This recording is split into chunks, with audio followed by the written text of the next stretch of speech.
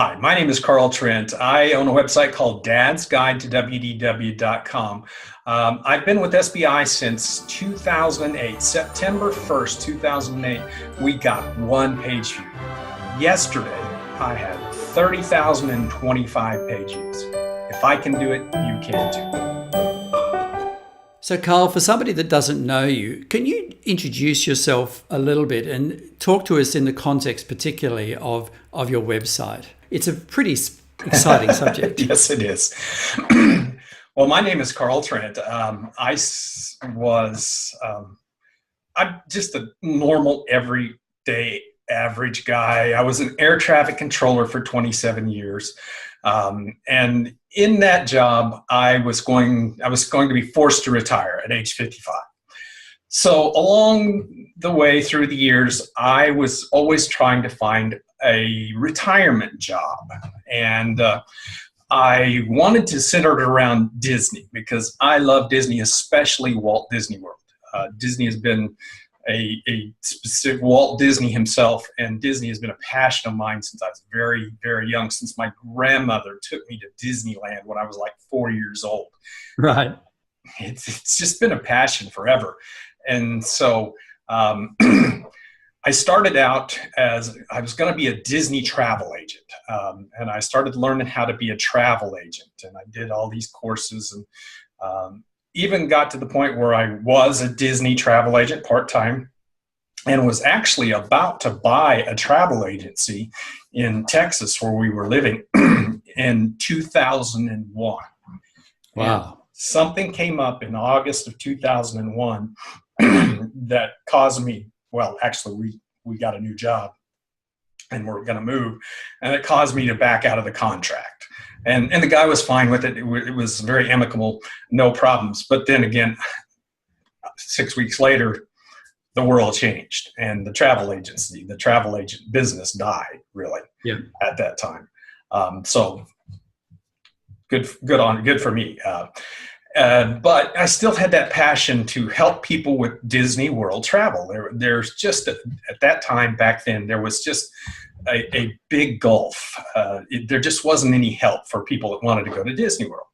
And this was before the internet got real popular. So 2008, I ran across SBI. Build your own website. Build a website that sells. Build a website that makes money. But you have to put the work into it, put the passion into it, build a website around your personality and around your passion. And so I knew that Walt Disney World was a very competitive market. Didn't ever really expect to get into a really high place. I just wanted to get to where I could help some people with their trips to Walt Disney World. Through the years, the site's grown. There was a couple year period where I kind of went away from the site, and I started my online magazine and started building that as a product to sell on the website and to others. And it just has grown and grown and grown to where just this last month found out that we were ranking on the first page of Google for the phrase Magic Kingdom, which has tremendous numbers. And just to get on the first page of Google for that, just it's been quite a ride. It's just been a lot of fun. That's really interesting because you talk about how you'd sort of started out because you wanted to help a few people, but in actual fact, it turned into, I almost said lifestyle, and I suppose that's true, but it really became a life's work. Yeah, it's really become, well, it's not work. It's fun. I mean, it's just what I love to do. And so I get to sit around all day and talk about my favorite thing and to write about my favorite thing. And I love doing the computer part of it. I'm a computer geek. I'm a website geek. And just the whole thing is just a dream job. It really is. It's just, if I would have laid out my life, I couldn't have laid it out any better than what it turned out. Very good. So for somebody that's listening to this right now, you talked about how important it was to be, or how great it was to be, page one for Magic Kingdom. Can you outline for somebody that doesn't necessarily know too much about website traffic or building an online business, or they think they do, but they don't know much about keywords, what the significance of that is? Well, the significance of it is that Magic Kingdom is a term that's searched, let's say, 1 million times a day. And to get to the first page of Google for that particular keyword. Now, I won't say that just being on the first page is great, because we're not getting a lot. We've got probably 12 pages that get more traffic than the Magic Kingdom page, because we're ranked number 1 or 2 in search for those terms. But just to get to the Magic Kingdom, to the first page, the first 3 slots are Disney slots. The next slot is a Wikipedia slot, and the next slot is one between me and another Disney webpage. But we're beating TripAdvisor, we're beating just huge. Everybody, Yelp, just anybody. There are a lot of big players in the Disney market, and to be on the front page for that keyword is just pretty spectacular. But if I was in the top 3 or 4, then the traffic would be pretty spectacular too. But that's just the reality. But the traffic is nevertheless spectacular, because you're able to run a full-time business off this, aren't you? Yes. We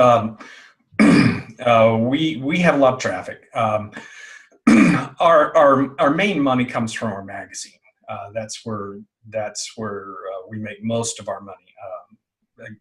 The website is probably a little under monetized, but that's not the goal. The goal of the website is to get people on our email list, to help people, so we can use our newsletters, and we can get that interaction that we can use to help people. And so if we had a goal just to make money, it'd be full of AdSense ads, it'd be full, it'd just be plastered. Yeah, we'd be making more money off of it, but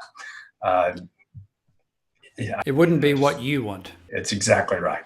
And that's really the powerful difference, isn't it? Is like, it's interesting listening to you, because I know with SiteSell, with Site Builder, we talk about your voice and your passion and things like this, and clearly that's what drives it. It became from something that you just thought you'd do a little bit to help some people out, into an overwhelming opportunity for you to really live an ideal life. And to me, that's like you're just constantly sharing your love of the subject and your enthusiasm. And anybody that's even listening to you now can really get how engaged you are in it. It's not just like this is an exciting thing that we really think you should be excited about. Yeah, no, I'm living the dream.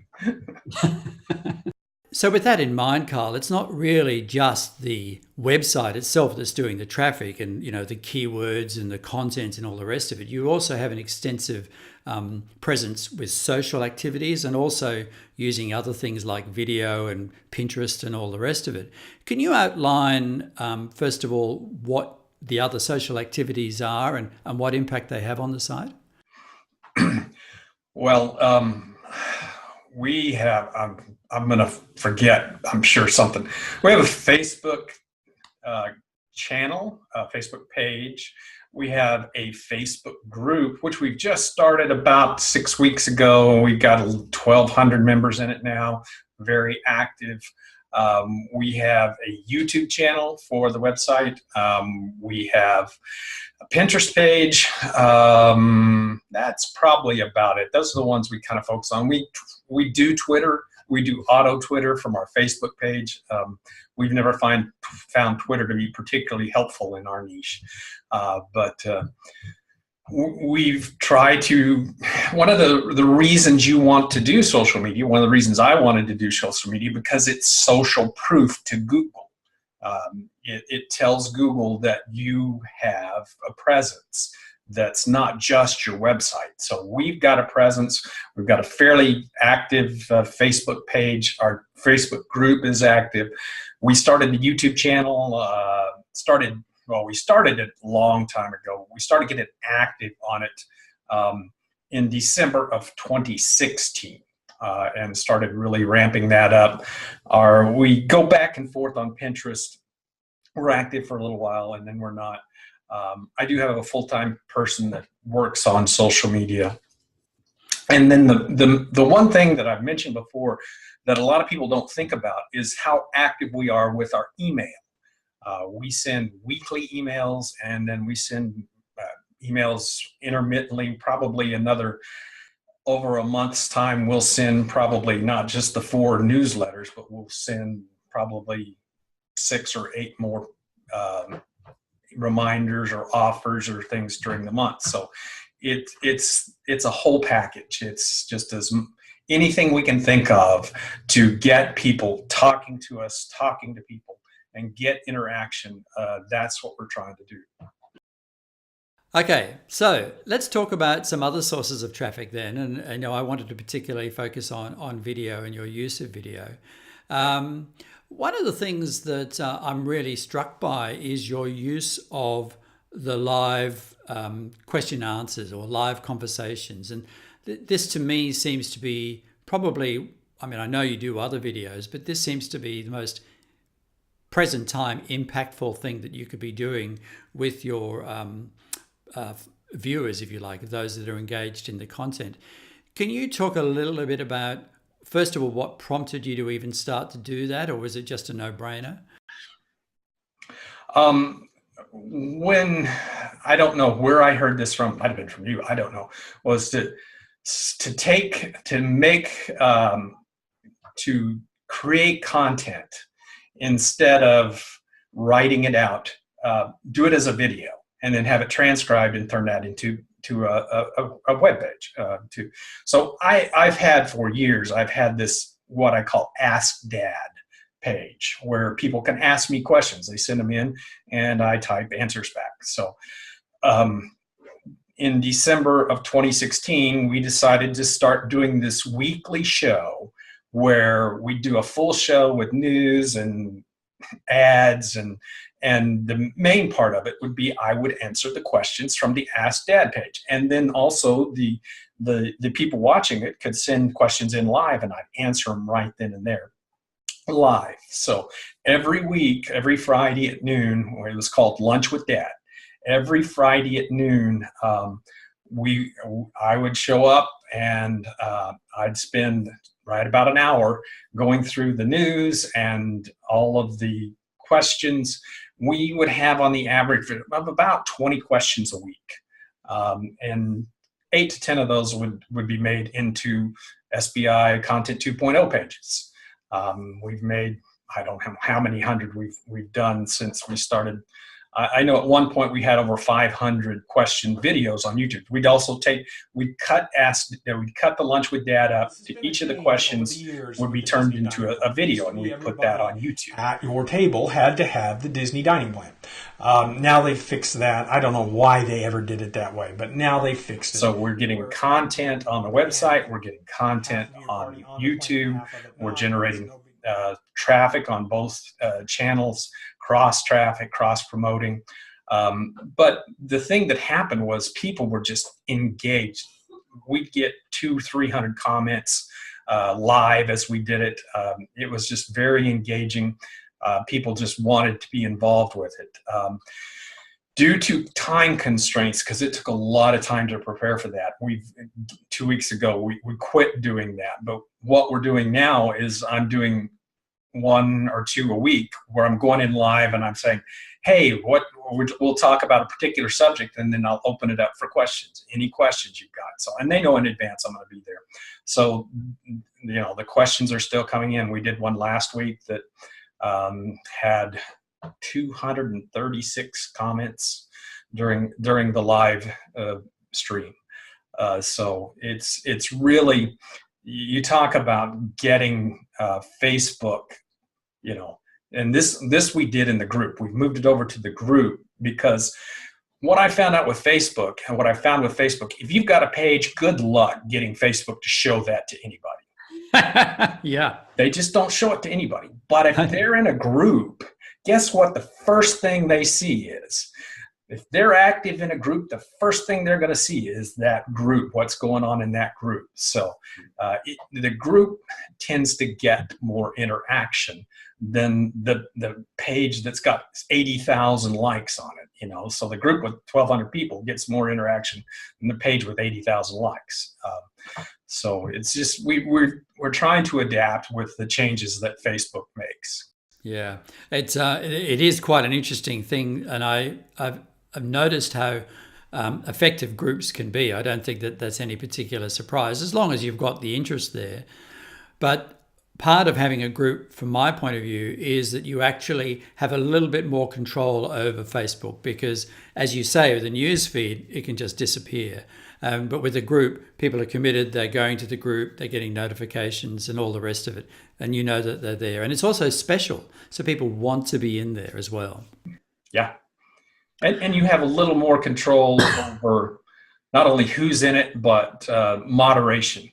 We've got moderators in the group, and it's just easier to handle than the page. Right. So let's just divide this up then. You're doing the live thing now in a different format, but it's to the group only. But so to the general Facebook stream, is that just photos and maybe news updates? I noticed that you have a calendar, I think, that, like what's on, that sort of thing. Yeah. Every morning, first thing in the morning, we put up what's going on today. The weather, the crowds, the special events, the hours. That comes up first thing in the morning. During the day, we'll post 5 to 6 times, different things, content, new content. We create new content every day. So there's new content going up. There are pictures. If we do a live, we will share it into the main page. So the main page is still seeing it in real time, but it's actually happening in the group. Anything that comes up, if there's a news item, we'll post it.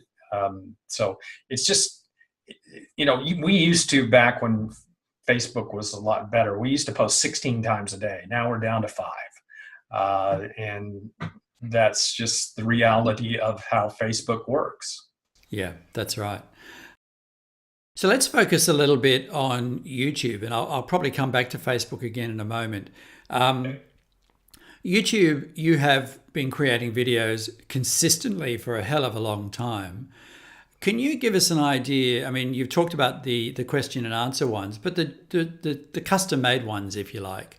How long have they generally taken you to create?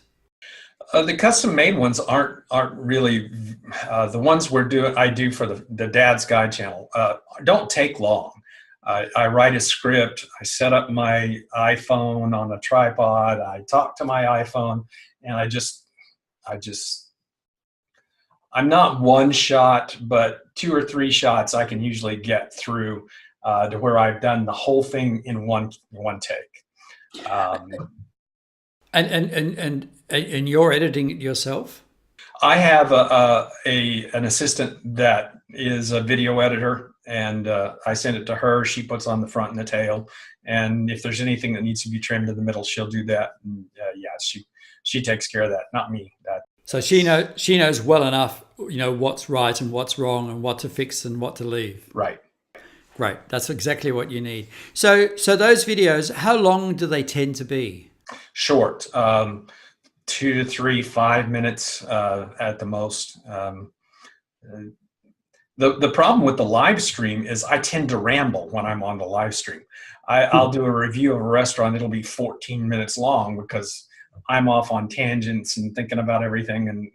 But when I'm doing it to camera and have a script, I'm thinking about, and it's shorter because I'm much more focused. When I'm just doing that, when I'm just doing the thing to the camera, I'm much more focused. So they tend to be 3 to 5 minutes. What's your most wanted response from these? For people to watch them. But it's a new audience, isn't it? Watching it is a new audience. We're building audience over on YouTube. That's kind of what we're doing. In fact, our YouTube strategy, it's pull it out of the hat. We really don't know what we're doing yet over there. We're just starting to really think about what we're doing on YouTube and how to do it better. It's been kind of, we've started this as a content building for SBI strategy. And now it's kind of morphing into, okay, we got to start getting a little smarter about this and getting a little more. So we've started creating a list of things we want to do with our YouTube. Now we've got people into expecting videos every day. So it's going to be hard to match that appetite and to create good videos every day. So it's going to be a challenge. So let's go back to Facebook, because that's really probably the area of great interest for me here now. You're doing a lot of live broadcasting. For many people, they don't really have the wherewithal to do it or the knowledge about how to do it. Can you just walk us through what you use and how you use it and how effective it is? Sure. Start with, I don't have a camera. When we're doing our lives on Facebook, I use my MacBook Pro. My MacBook Pro. I use my camera right on my MacBook Pro. I use a program called Ecamm. I think it was $35 that I paid for Ecamm. It's not a subscription. It's a one-time cost. And I use that posts to Facebook. That posts directly to Facebook automatically. You set up a time, you schedule it, or you can do it live. I mean, you can post, I want to go now, and you can post to groups or to pages. Like we've got 10 pages and 15 groups. I can pick which one. I've got some dead groups. When I want to test something, I'll go into a dead group and I'll test it. And you can do interviews. It's getting more robust all the time. And we use that. I have a Yeti microphone that I use, but it's sitting right here. I got a black one, so you can't see it. But we better tell people what a Yeti microphone is. It's by a company called Blue, would you believe? So it's a Blue Yeti. Blue Yeti. It was always blue. Very good. This one they did special, and it was black, so I thought black looked cool, so I had to have a black Yeti. But we use the Ecamm. I'll schedule something. You can put like pictures. Like I have a sponsor. I have their little ad up here. I set my room up. I set everything all up, and I talk to the camera, and when time comes, it says go live. I punch the go live button, and here we go. Right. I also do some sound. Usually, I'm into classic rock. 80s. I'm an 80s, 70s, 80s, 60s, 70s, 80s rock, and I'll play snippets. And I got to be careful about how long of those I play, because you play too long, and YouTube says you've got copyright infringement. So I'll keep the snippets pretty short, but I've got an external mic that I use that boosts the sound up for the snippets. But it's pretty simple setup. It's cheap. The Yeti was $129. The external speakers like $50.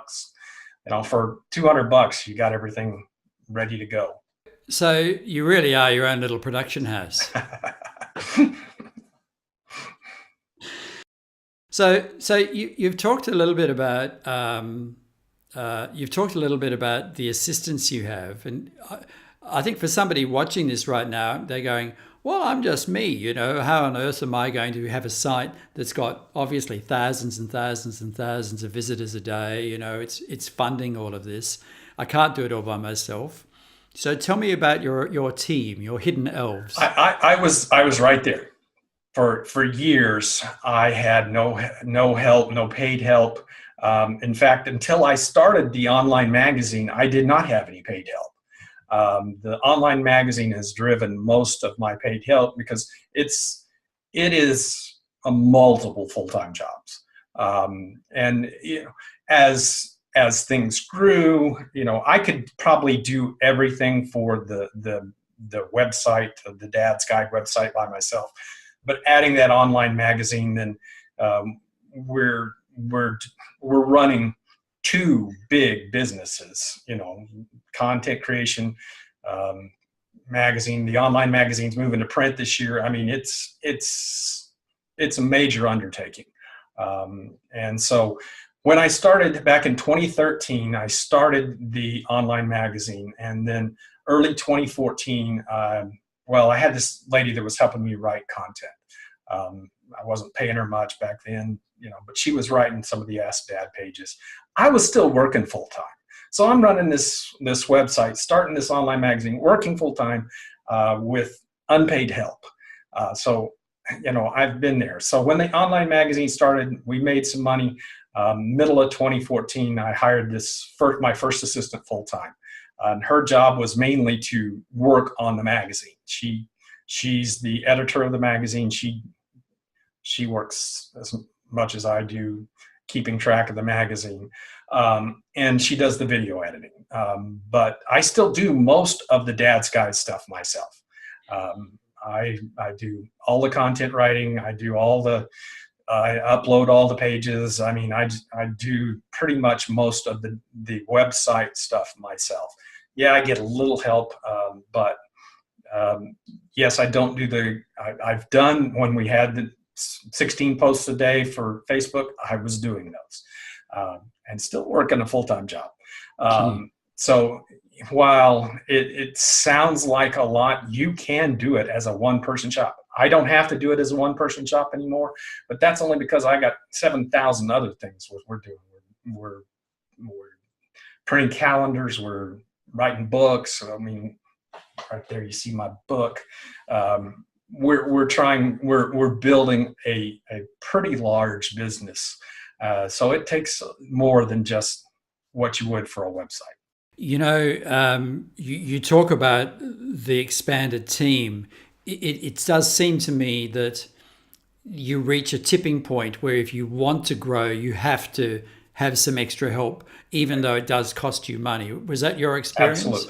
Absolutely. Yeah. There just comes a point where you can't do it all. And it's a good thing to have help. I'm a firm believer in team. My full-time team, I have 2 full-time assistants. I have 8 photographers that work on our team. We've got 20 writers. We've got a team of about 50 people with proofreaders and everything that goes into the magazine. We got a really large team, and I said this once in the forums: you don't have a business until you've had to make payroll. You just have a website. But when you have to make a payroll, then you got a business. Somebody listening to that right now is like, oh my God. And it's really important to make the point that you don't have to build it that big. That's your particular position. But I think what I really wanted to say was that the beauty of an online environment like this is that you can really grow it as far north or status quo or whatever you want to do as you like. It is really up to you. There are some really tight niches that wouldn't warrant this. I'm in a huge niche. It really is. There's probably 100 new websites started today for Walt Disney World. No, really? Yes, it's just everybody thinks they can do it, but it's not because I did it myself. It's because I've built a team. I've had help. SBI has been a great help, and me, I'm just driven to do these kind of things. It's just my nature. It's not my nature to relax. I just can't do it. So you don't have to be like me. It's okay. You don't have to be. But no, I mean, your site might be about a little church in an obscure English village, and that's fine too. There could be a huge amount of interest in that. Exactly. And the good thing about SBI is you have the platform to get dominance in any niche. If I can get it in the Disney world niche, you can get it in any niche or whatever you want. It's interesting you raise the impact that SBI has had for you.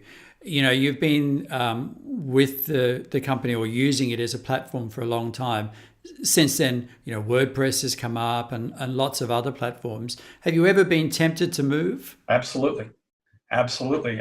In fact, I think it was last year that I wrote in the forums, I'm done, I'm going. I have WordPress sites. I got 6 WordPress sites. And the temptation is always there, but then, all it takes is one big traffic rush on one of my sites, which freezes my whole account. And I'm paying $170 a month for my WordPress sites. And if I get a big traffic rush for some reason, then they all go, we're in maintenance mode for a few minutes. And if that's when I'm doing a big sale, which has happened multiple times, then I've lost a bunch of money. And with SBI, if I get 1 million hits a day, it doesn't matter. It's going to work. It's going to be there. I'm not going to get dinged, or like I did with my former host, get my whole account shut down because I had a traffic rush and no notification. Somebody just sent me a note, said your account's down. Well, I go and they find, oh, are you the owner? We've shut your account down. What? Why? We think you're getting spammed. No, I just wrote a post that everybody in the world wants to read. And the last thing I want is my site being down right now. That's really interesting, because it is a fundamental difference between, I think, a lot of platforms and SBI. And I've actually never thought about it before.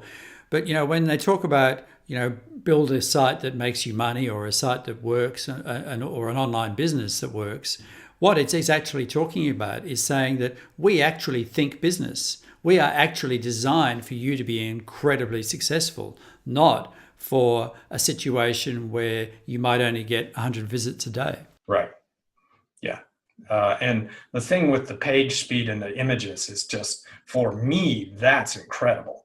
I put my images up, my pages load immediately, and I can have 30 images on a page and it loads. You go onto the WordPress site, you put,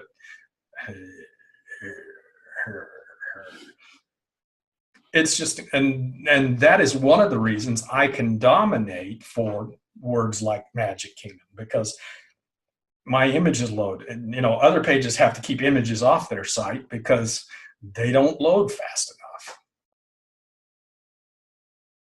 So, one of the burning questions that I've wanted to ask you on a completely different tack, one of the burning questions that I've wanted to ask you for a while, because I grew up with Disneyland in the 60s, black and white television, Donald Duck cartoons, absolutely awesome. We didn't have television. I went over to a neighbor's house and we had ice cream and cake for dessert and watched Disneyland. It was very special and I've never forgotten it. I'm pretty curious what it is that got you really engaged in it, and how you became dad. Well, I think that's kind of 2 different stories, but I grew up in the wonderful world of Disney era with Bambi and Snow White and all the Disney movies. And I'm a guy, but I kind of like those things. And my mom was a Disney fan, and I kind of had a really love for Walt and followed him very carefully. Wrote high school papers about Walt because he was just kind of my hero because of his technological advances, because of what he had developed, how he had gone from nothing, literally nothing, to developing this empire. Not that I want to develop an empire. Yes, I do. But anyway, but how I became dad was when I started looking at SBI, I wanted to build a site where guys could come and get a love for Disney. And so it was going to be a dad's guide to Walt Disney World, where I was the dad and I was going to help guys into the Disney lifestyle. As the site started growing and we started getting statistics, especially through Facebook, I noticed this first on Facebook. Our Facebook page started growing. I noticed that Facebook analytics was showing me that 65% of our traffic was from women. and only 35% was from men. How do you have a site called Dad's Guide to WEW being 65% women? So we kind of changed our tone a little bit. I kind of changed our tone a little bit, and we started talking about Disney in general, making it less gender specific, and just spreading my passion for Walt Disney World. And apparently women really enjoy that. Our stayed at 65 to 70% women. Still is 65-70% women. Just everything we do gravitates to women. I guess the Disney niche kind of gravitates a little more to women than to men, but I'd still love to do that. Come on, guys. I do this every once in a while. Come on, guys. Here's what you need to fall in love with Disney. The dad thing was, I'm a dad. I'm proud of being a dad. I love my kids. I love, and I wanted to kind of give that perspective. A dad being trustworthy, being the helpful, the pat on the back, the kick in the rear when you need it. Just that dad figure, that Ward Cleaver figure. If it's just that the idea behind dad is that perfect dad that you wish you had, that tells you what you need to know about Disney. You trust him. That's one of the things I say multiple times. Trust me, to build that trust, and that I'm open, and you come to me with a problem, I help you solve it. So that's what the dad brand is. Well, on that note, I think that's a wonderful way to actually end the conversation. Except, is there anything particular that you wanted to cover, or we should bring up that we haven't thought of? Just to have passion for whatever you're doing, just to have passion and get it out there. Interact with people, whether it's your followers, whether it's other people in your niche, whether your competitors. Interact with people, build teams, your team doesn't have to be people that work for you. Your team is who you interact with, who you're talking to, your followers, your other competitors. They're part of your team. Build your team, build those relationships. It will help you tremendously as you go forward, and just, be passionate about whatever you do. Well, on that note, thank you very much, Dad. I've really enjoyed this little chat, and I'm sure it'll help us all. Thank you.